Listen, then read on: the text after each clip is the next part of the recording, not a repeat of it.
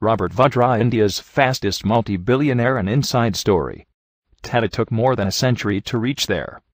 Ambani, even with unlimited political help, took 50 years to become billionaire. But Delhi businessman Robert Vadra took just less than 10 years to become a multi-billionaire. How? Why Indian newspapers and television channels are scared to discuss this story. Reason is simple: Robert Vadra not an ordinary Indian businessman. He is in fact third in line to become India's next Prime Minister. Of course, Robert Vadra is son-in-law of India's power broker Antonio Mano aka Sonia Gandhi. No wonder Indian newspapers and television channels are too scared to discuss this subject. But we live in a free world. Let's freely discuss and applaud phenomenal growth of India's fastest billionaire businessman.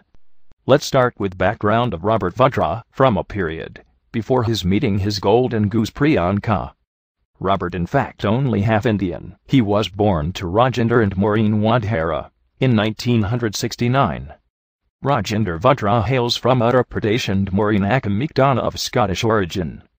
Before entering to India's royal family, Robert Vadra was running a recycle metal business, in simple terms collecting used industrial waste from companies and resell it. As you could imagine, not a golden egg-laying business.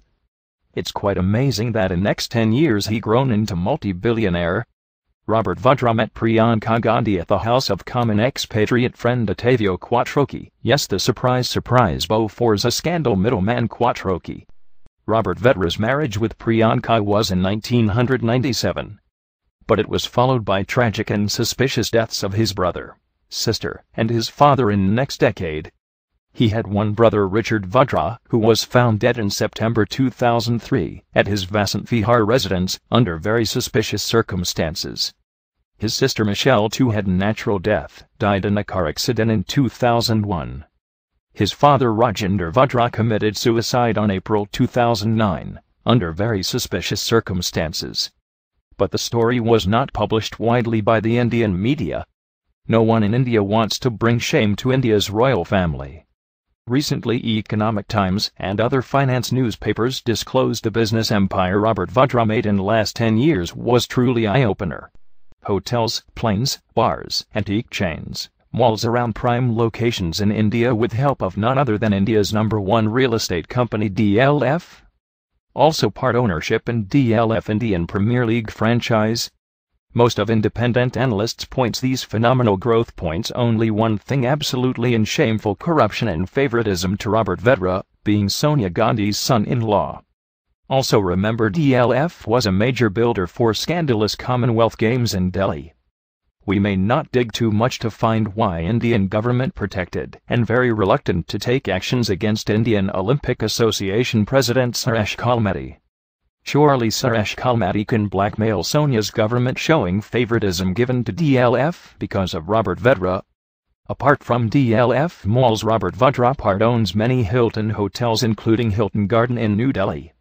It's very questionable that what kind of expertise will DLF or Hilton will get back from this recycle metal merchant Robert Vadra? Or he is lucky mascot to get through all regulatory hurdles in India? Also, he is in the list of 33 VIPs accepted from security checks and frisking at airports and any Indian embassy, the only one without any government position.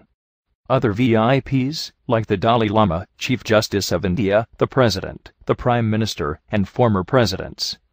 No airport frisking will be very helpful for an antique chain owner like Robert Vadra, especially when he can easily transfer invaluable Indian antiques to his Italian retail shops. Robert Vadra got many business partnerships with India's biggest real estate company DLF. Cricket is India's next biggest money-spinning machine. No wonder Robert Vadra's association was sought by most of franchise owners. Robert Vadra's association with Calcutta Knight Riders and Shah Rukh Khan is never reported in shameful Indian news media. Other scandal, where Robert Vadra associated, is none other than infamous 2G Spectrum scam. It's alleged that one of the biggest beneficiary companies, Unitech, is 20% owned by Robert Vadra. No wonder Indian government tried and still trying to derail all enquiries on 2G Spectrum scam, though many ex-ministers are in jail now. It's expected that due to involvement people like Robert Vadra, these case will never reach a decisive conclusion. After all, CBI is controlled by Indian Prime Minister Manmohan Singh, who is appointed by Robert Vadra's mother-in-law Sonia Gandhi. Media reports on Robert Vadra's association with Unitech were suppressed by media moguls in India. Other business Robert gained recent years includes prime properties all over India, especially commercial hubs, and a taxi business but for air taxis. Yes, poor man Robert owns few planes as well. Skylight Hospitality Pvt Ltd, a company wholly owned by Vadra, and his mother Maureen Vadra owns business hotel Hilton Garden Inn, in the upscale South Delhi business district Saket. The hotel is located within the DLF Place Mall, also known as DLF Courtyard. Also, several of Robert's companies have received unsecured loans. Unsecured loans are treated as bribe. Yes, it's the same reason why Karunanidhi's daughter Connie Moshi in jail now, as she took unsecured loans from Unitech to start Kalinjar TV. Same reason why Dayanidhi Maran facing jail term, as he took unsecured loans from Malaysian company via Aircel to his Sun network. So one rule for them and another rule for India's royal family. It's ironic why India's top real estate company need help from a recycle metal merchant.